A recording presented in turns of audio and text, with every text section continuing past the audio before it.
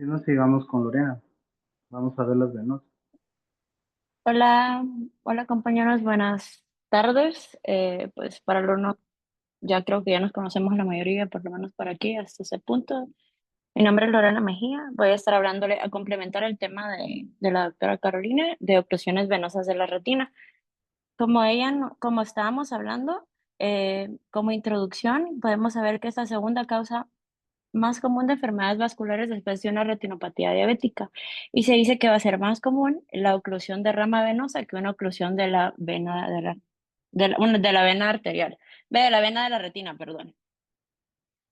Bueno, voy a empezar hablando sobre las oclusiones de ramas venosas. Se dice que su epidemiología son en personas mayores de 65 años y que es más común, va a estar más afectado lo que es la rama temporal superior y se va a observar con menor frecuencia lo que es la oclusión de rama inferotemporal. Hay una prevalencia de 4,42 personas por mil adultos y dice que 13,9 millones de adultos en el mundo van a tener una oclusión de rama del rama de venosa de la retina. Pues también se tiene que ver cuáles son algunos factores de riesgo de la oclusión de rama son las personas que tienen alguna sospechar si tienen una hipertensión arterial, una hiperlipidemia, diabetes mellitus, alteraciones hematológicas, como la hiperviscosidad, dice, como hay que, en estos pacientes ahí les voy a mencionar después que hay que averiguar si no tienen algún trastorno vascular, cardiopatías isquémicas, tabaquismo, también está asociado con glaucomas y migrañas. Se dice que a ciencia exacta no se sabe cuál es la fisiopatología, pero que se tienen estas tres hipótesis, que la más común en un 99% es que está relacionado con los cruces arteriovenosos, que va a ser que cuando hay un aumento de la presión arterial sistémica, estas arterias retinianas van a comprimir las venas, así como podemos ver en el círculo de la fotografía. Se dice que también va a haber cambios degenerativos de la pared vascular. Esto es porque hay una alteración en sí en el endotelio y en la íntima vascular y va a haber y esto va a dar como consecuencia una compresión de la arteria y va a formar el trombo. Y esto va a ocluir y va a crear como que no va a haber un buen flujo sanguíneo. Y también se dice que hay factores hematológicos anormales, que es la hiperviscosidad, perdón, y esto es más que todo porque no hay como un balance entre la trombosis y la fibrinólisis. Esto es como relacionado como a deficiencias de proteína C o S.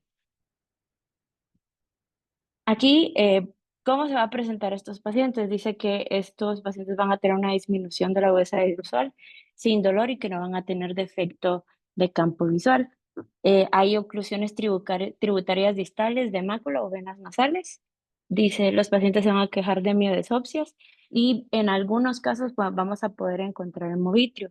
¿Qué es lo que vamos a encontrar como signo en esto? Como les mencioné anteriormente, eh, es más común un bloqueo del cuadrante superotemporal, en un 52 a un 66% y está relacionado con los cruces arteriovenosos, una y temporal inferior de un 22 a 46%, 43%.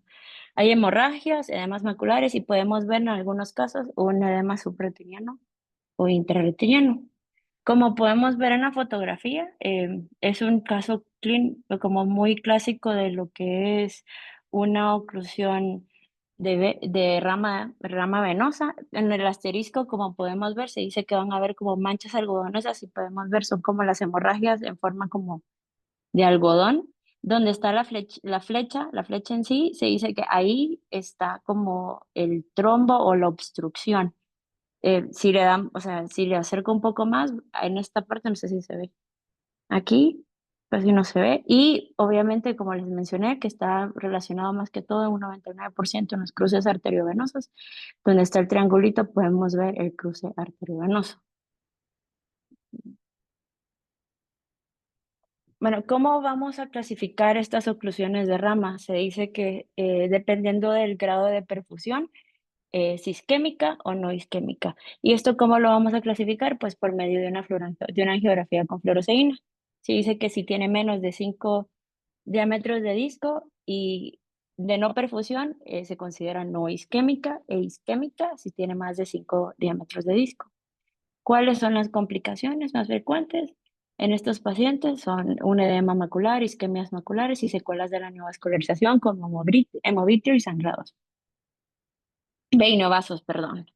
Bueno, como les estaba mencionando anteriormente, para poder diagnosticarlo y tenemos una sospecha, aparte de todo eso, vamos a hacer una geografía con fluoresceína, porque esto nos va a ayudar a confirmar el diagnóstico y podemos ver cuáles son las complicaciones que pueden tener. Vamos a ver las anormalidades en los capilares, si hay un retraso de llenado capilar, si hay retraso del llenado de la vena ocluida, si hay áreas de no perfusión, si vamos a tener compromiso macular y podemos evaluar si hay neovasos.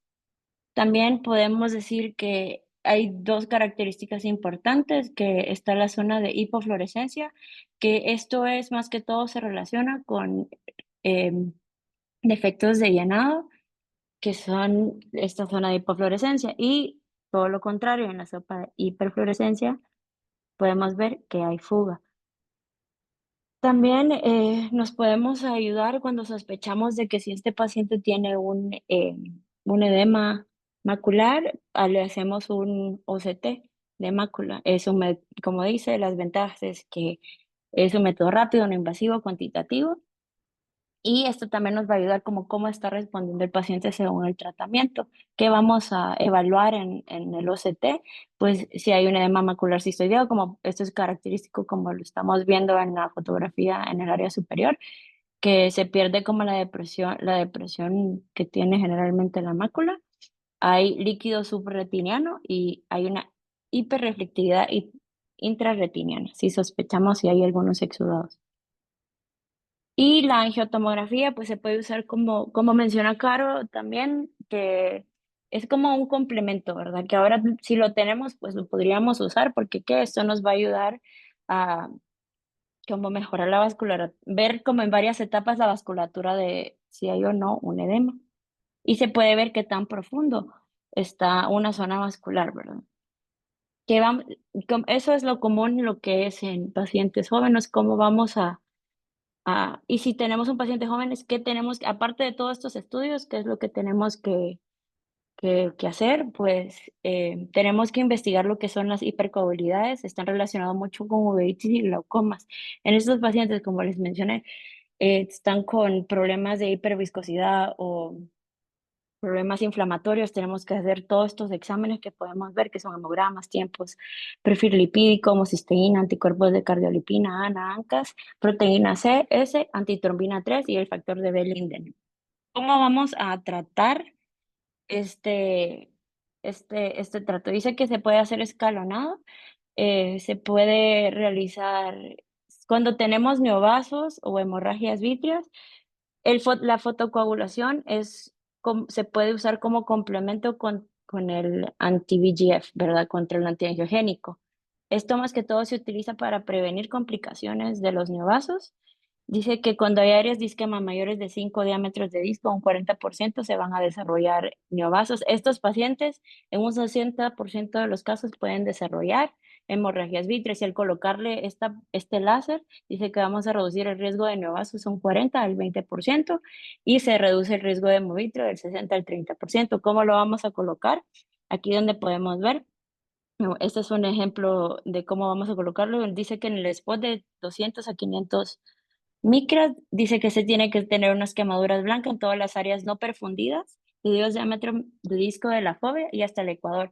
Si está sangrando, obviamente tenemos que poner el láser no en las áreas de la hemorragia, sino a los lados donde no está la hemorragia.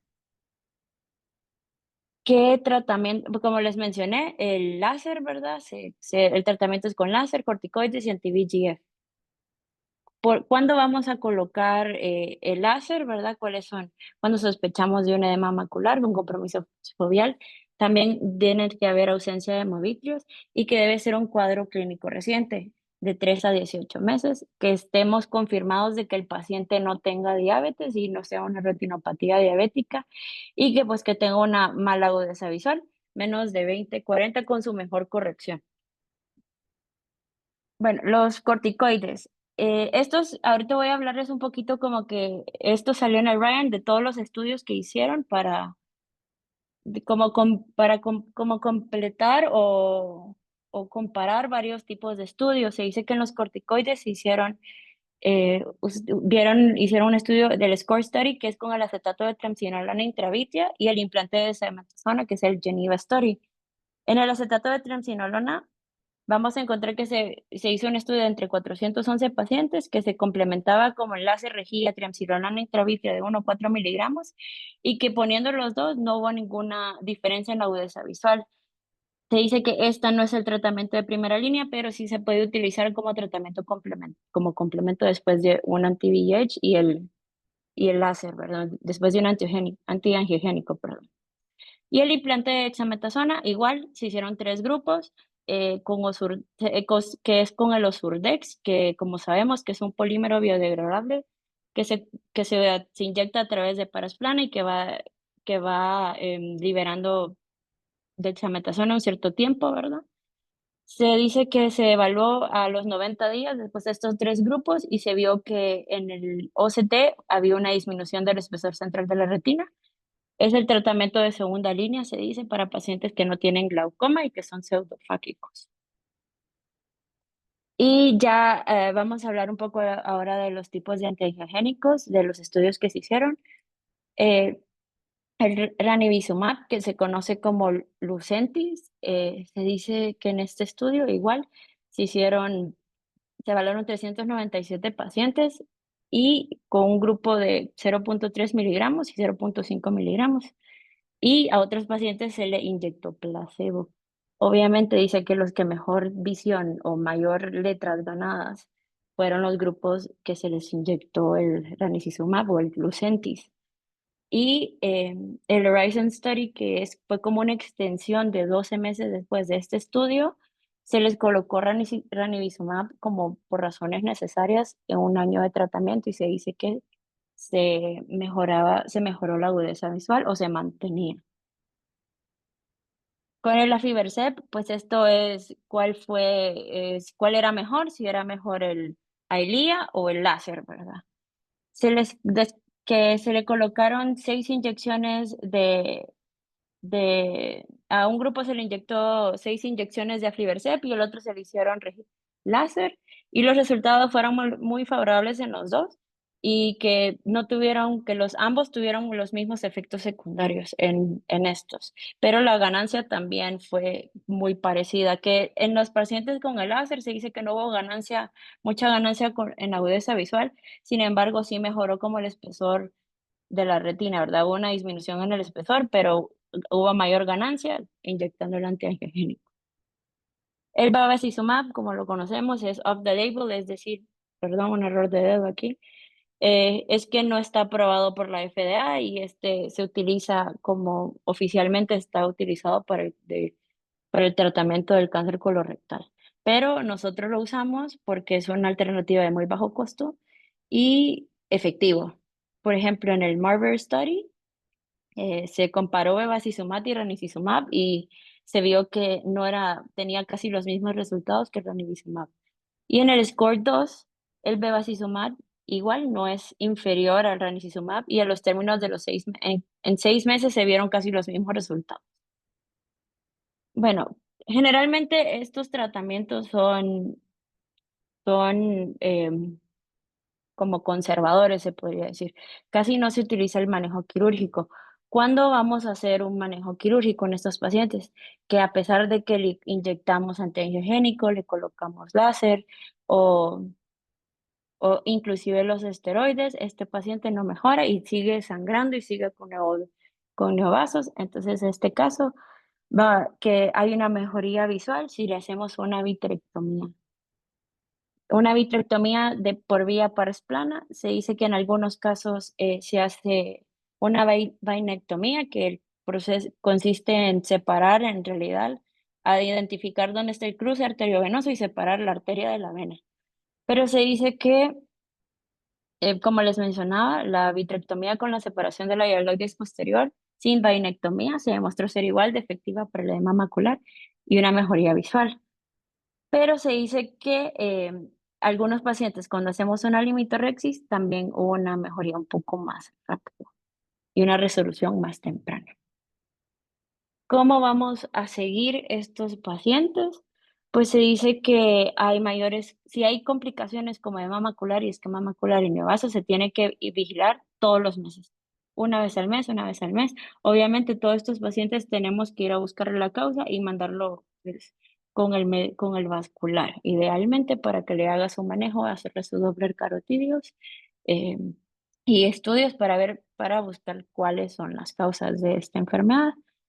Y obviamente, si tenemos ya una resolución que ya no hay edema macular, estos pacientes se van a estar vigilando de 3 a 6 meses. Y los pacientes que no recibieron ningún tratamiento, pues se debe de estar vigilando igual cada 3 meses por un riesgo de neovasos. Bueno, ya hablando un poco sobre la oclusión de la vena central de la retina. Solo ahí quiero hacer una pregunta a un R1. A ver, Antonio Carrasco, eh, ¿por qué tienes que checar al paciente con OBTR a los 3 meses? Aparte de los neovasos, ¿qué te producen los neovasos? Porque se puede obstruir la otra. Ah, Porque se puede obstruir el otro ojo. bueno, pero ¿qué más? Carlos Glaucoma Diacuno. neovascular. Exactamente, entonces tienes que estar vigilando, ¿verdad? Te hago otra pregunta, por ejemplo, un paciente te llega, como sabe, como ya tu compañera bien explicó, hay dos tipos, lo que es la OSR no isquémica y isquémica. Si un paciente te llega a 20/80, sin defecto pupilar aferente, ¿tú en qué irías pensando? ¿Es una isquémica o no isquémica? Si tiene defecto pupilar aferente, es una isquémica. No, le estaba preguntando a Antonio. Quisiera Ah, que un R1 porque ustedes tienen un poquito más de conocimiento. A ver, ¿qué más?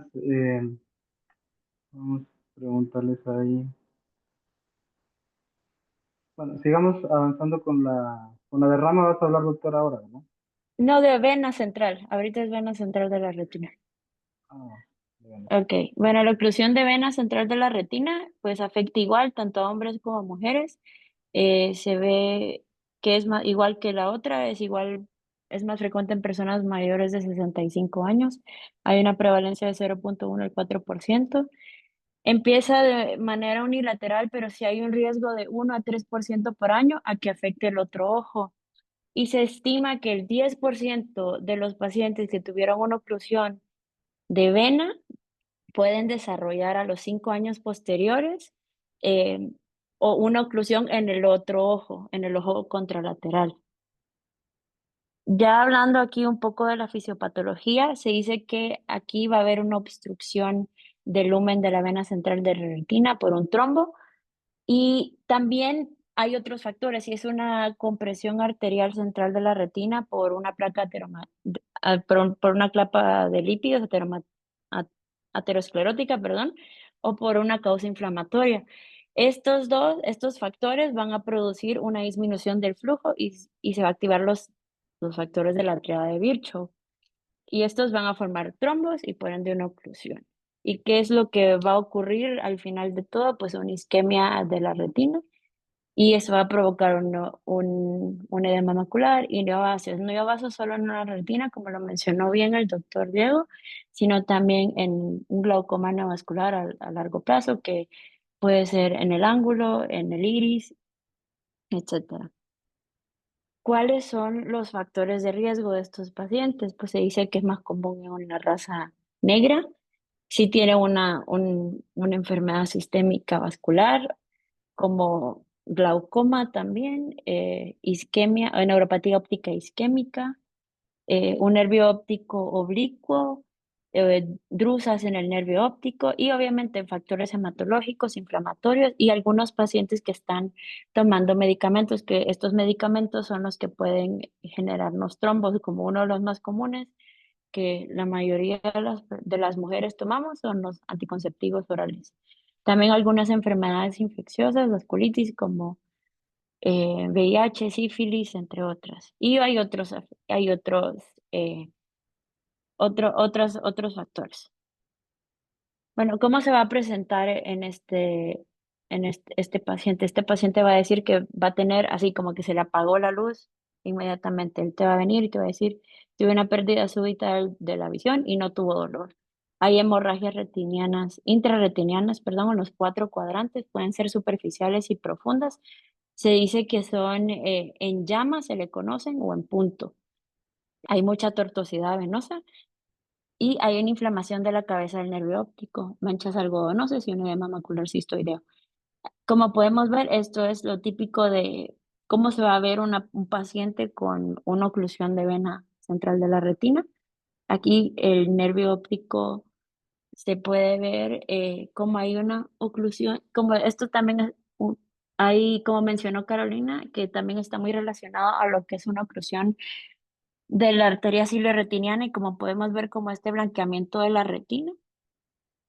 Y aquí en la fluorangiografía, en la parte B, podemos ver que hay un defecto de llenado. Como les dije, dice que es raro, pero que puede estar relacionado con una oclusión de la arteria ciliarretiniana. También estos pacientes van a desarrollar lo que es una membrana epirretiniana, cambios pigmentarios en la fovea y una atrofia macular. Aquí como podemos ver, que son los shunts optociliares, que es una vascularización colateral. No sé si podemos verlos aquí por el nervio óptico. Y hay una isquemia retiniana, que está asociado con los neovasos. Y no solo en el nervio óptico, sino también, como les dije, en el iris o en el ángulo. ¿Cómo se va a clasificar? Esto se hace por el estado de perfusión. Se dice que son no isquémicas y isquémicas indeterminadas. Al igual que todo, la verdad, que hemos estado hablando, para poder clasificarlas vamos a tener que hacer una angiografía con fluoresceína y se dice que no es isquémica o perfundida cuando tiene menor de 10 diámetros de disco de no perfusión. Y estos tienen un riesgo de desarrollar en un 10% neovascularización al iris o al ángulo. Y el 34% de estos pacientes a los 3 años se va a convertir en una isquémica o no perfundida. Bueno, y las isquémicas o no perfundidas, pues como lo dice, tiene más de 10 diámetros de disco de no perfusión.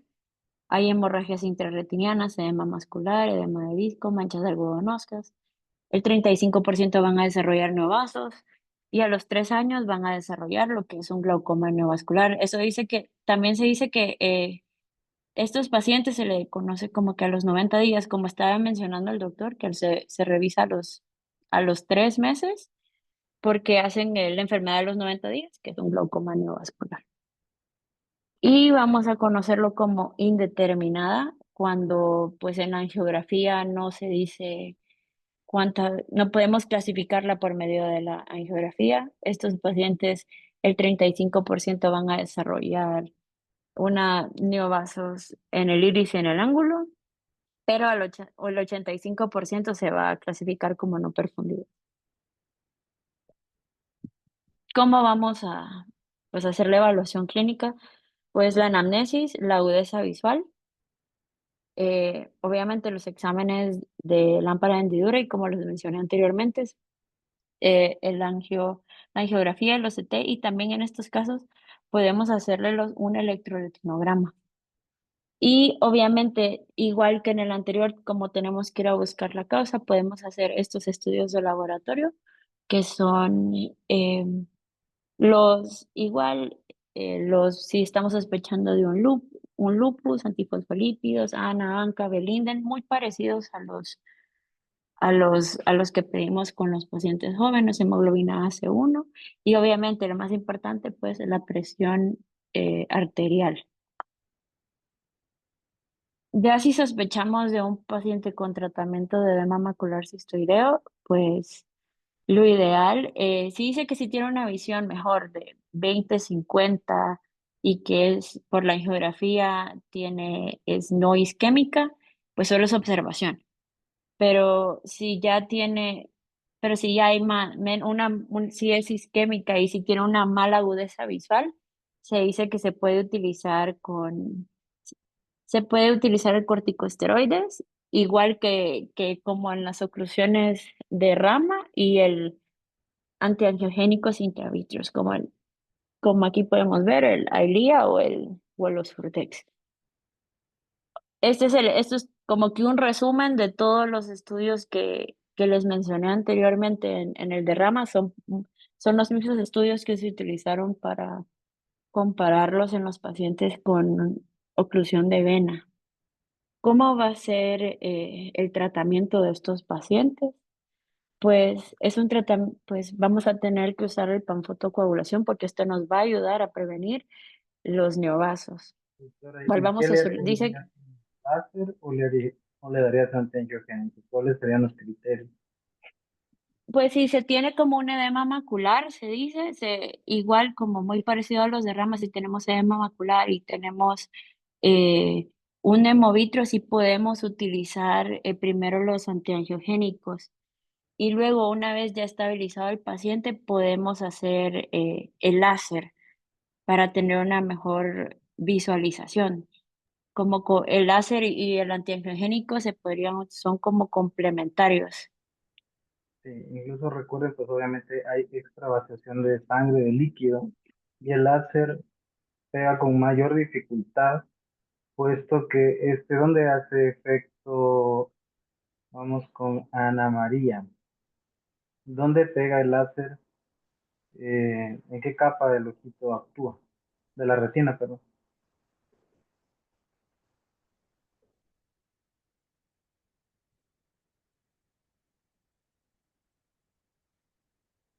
O alguien que me diga. Con el EPR, la de fotorreceptores.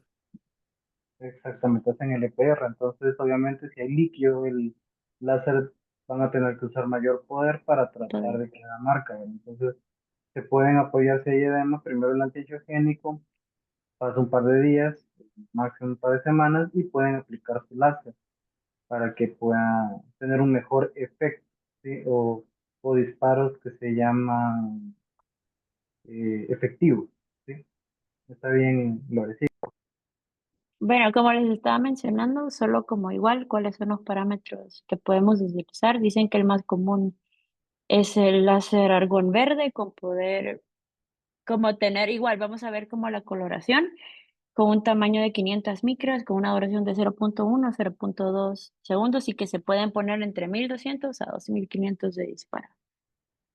Igual que en la anterior, que dice que podemos, aquí el libro hablaba sobre tratamientos quirúrgicos eh, y tratamientos alternativos. Se dice que una vitrectomía en pares plana, pues esto va a ser cuando no hay resolución del hemovitrio y también se puede hacer con una limitorexis, que esto va a ayudar a una eliminación de la proliferación fibrovascular y obviamente se complementa durante la cirugía con endoláser. Se dice, igual podemos hacer una anastomosis venosa chorioretiniana. Igual esto se hace a través con el Jack láser, eso vamos a ver. Vamos a localizarnos. Bueno, yo creo que yo nunca lo haría, no me atrevería a hacerlo. Dice que se visualiza una rama de la vena retiniana y esto y hacemos un disparo. Y esto va a romper la vena posterior y la membrana de Bruch y va a crear una circulación coroidea, como como una colateral. Y también se dice que podemos colocar a los pacientes intravenosos activadores plasminógenos tisular si tenemos sospechas de trombo. Esto es como que lo último, el tratamiento final que pudiéramos hacer. ¿Y cómo vamos a seguir estos pacientes? ¿Cuál es el seguimiento? Se dice, esto va a depender de la agudeza visual que llegamos a tener o con la agudeza visual inicial de este paciente. Se dice que si es igual, igual a 20/40, pues 1 o 2 meses durante 6 meses y luego vamos a estarlo viendo una vez al año. Si está entre 20/50 y 20/200, pues este sí tiene riesgo igual de desarrollar neovasos en el iris o en el ángulo o un glaucoma neovascular. Entonces este se ve cada mes durante 6 meses y luego una vez al año.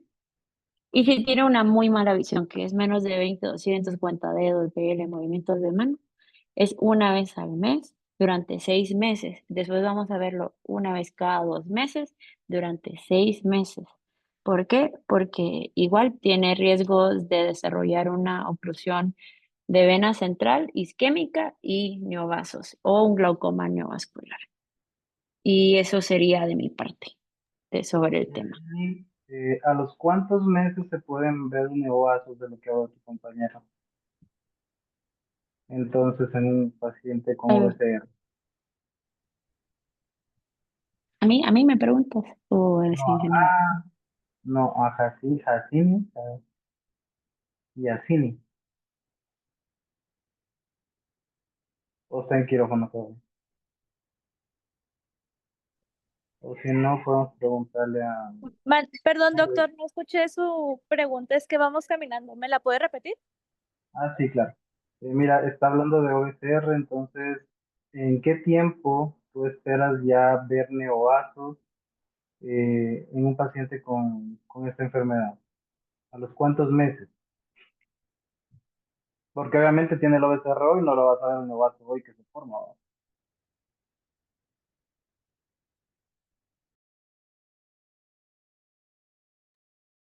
¿A los 3 meses? Sí, correcto. Igual la regresión vascular apenas se inicia en tratamiento, no va a ser inmediato. Podemos esperar hasta a partir de 8 semanas en que haya la regresión de neovasos, incluso con el tratamiento ya antihigiénico. ¿Qué parámetros, doctor Carlos Muñoz, usarías entonces en una panfotocoagulación láser?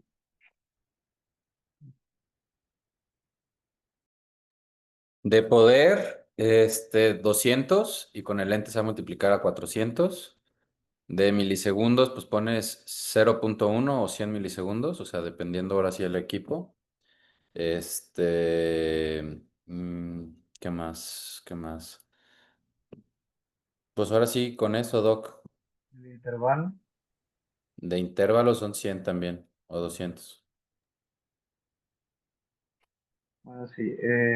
Yo tengo una mnemotecnia en lo que es láser. Traten de poner el spot en, bueno, obviamente tú lo que dijiste del spot es el 200, que te duplica es el tamaño, no es el poder. El poder, pues, sí, dices 200, 200, 200. De ahí en adelante, obviamente, si no marca es porque puede haber atrofia líquido o atrofia del EPR, entonces hay que subir el poder de 50 en 50 hasta que haya una marca de qué color. Como blanca O grisácea. gris, gris como si te marcara un tabaco. Sí, exactamente. Entonces, ¿en qué cuadrante comienzan a dar el láser?